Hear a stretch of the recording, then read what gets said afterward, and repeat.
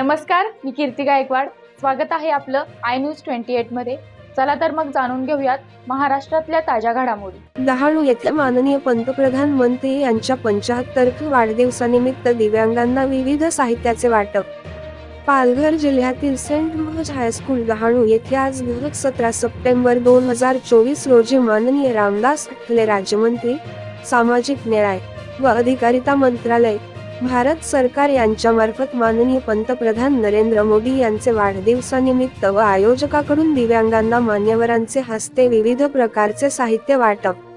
1 दिव्यांगांना electric bike व 7 cycle, 2 मूकबधिरांना mobile, 3 आंधळ्यांना street charging काठी, 4 कुबड्यांना कुबडे, 5 लंगड्यांना फुटवेअर. जयपूर फूट या सर्वांना निःशुल्क सहाय्यकरण देण्यात आले व मान्यवरांची भाषणे झाली. यावेळी आमदार रामदास आठवले, मंत्री भारत सरकार, डॉक्टर हेमंत सवरा, लोकसभा सदस्य पालघर भरत राजपूत भाई, बीजेपी जिल्हाध्यक्ष पालघर जगदीश भाई राजपूत, माजी नगरसेवक गोविंद बोडके, जिल्हाधिकारी पालघर भानुदास पालवे, मुख्य कार्यकारी अधिकारी जिल्हा परिषद पालघर प्रवीण भावसार, जिल्हा समाज कल्याण अधिकारी जिल्हा परिषद पालघर, आयोजक भारतीय कृत्रिम अंग निर्माण निगम टेलिस्कोप कानपूर, सहयोग जिल्हा प्रशासन पालघर. रिपोर्ट इंडिया न्यूज 28 साठी रहीम कुरेशी, डहाणू विधानसभा मतदारसंघाची रिपोर्ट.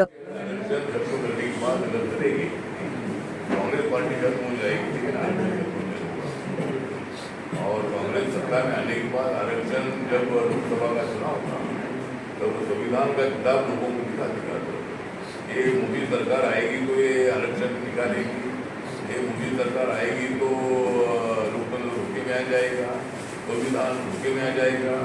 इसी तरह का प्रचार करने वाले राहुल गांधी और इंडिया आघाड़ी के ये लोग मतलब अभी ये बात कर रहे हैं कि भाई हमारे देश करेंगे, लेकिन जब तक मतलब हम सब लोग हैं तब तक आरक्षण को खत्म नहीं कर सकते. और राहुल गांधी ने बचपना छोड़ना चाहिए. राहुल गांधी ने भारत के बाहर जाकर देश की निंदा करना है, उनकी की बात करना है, ठीक नहीं है. लोकतंत्र धोखे में नहीं है. राहुल गांधी कांग्रेस पार्टी धोखे में होगी, लेकिन देश का लोकतंत्र खतरे में नहीं आ सकता है. आपको मालूम है कि अटल बिहारी वाजपेयी की सरकार एक वोट से आ रही थी. अटल बिहारी वाजपेयी की सरकार एक वोट से आ रही थी. एक वोट को क्या कीमत होती है?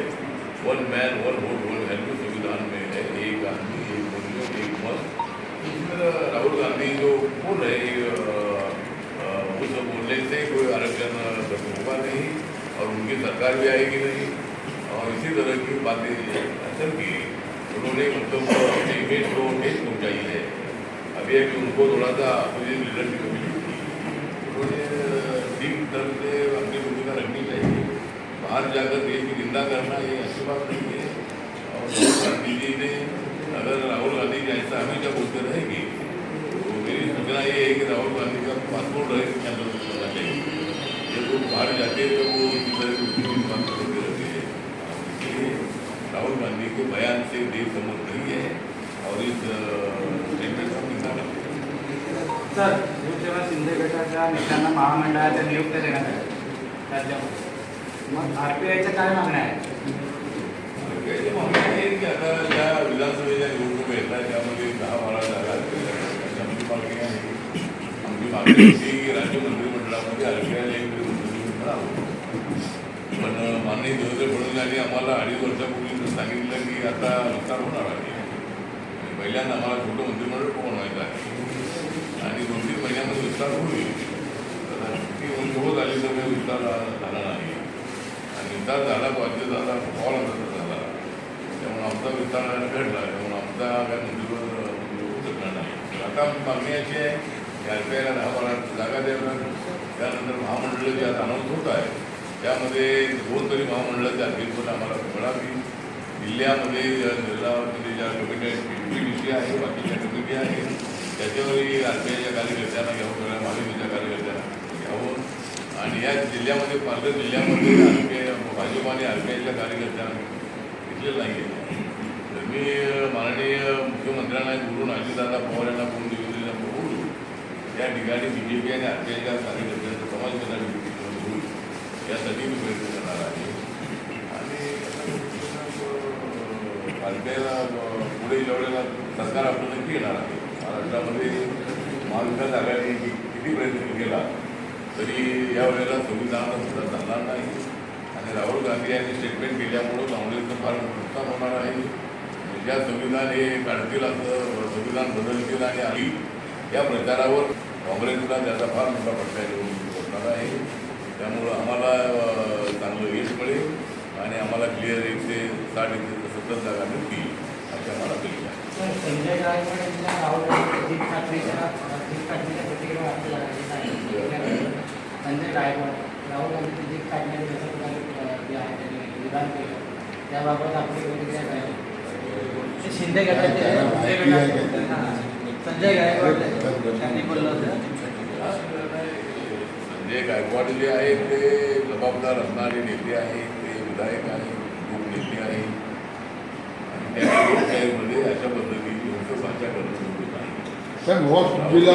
निषेध करणं हे ठीक आहे, परंतु अशा पद्धतीनं जीप छाटू आणि त्याला 11 लाख रुपये आपण देऊ अशा पद्धतीची एक चुकीची भूमिका त्यांनी घेऊ नये.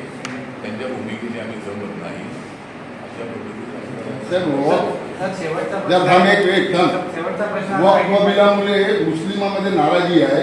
हा वक्फ बिल जो आहे त्याच्याबद्दल काय आपण सांगा, हे जनतेच्या हिताचे आहे काय? वक्फ बोर्डबद्दल मुस्लिमांच्या मध्ये नाराजी असू नये.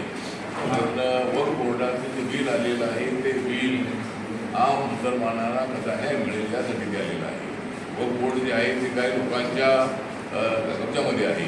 त्याचा सर्वसामान्य माणसाला फायदा होत नाही. मुस्लिम प्रॉपर्टी ही अशी पूर्ण ठिकाणी आहे.